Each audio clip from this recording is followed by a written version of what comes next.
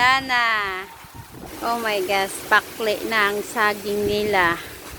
Ayun, sa garden namin. Ukus!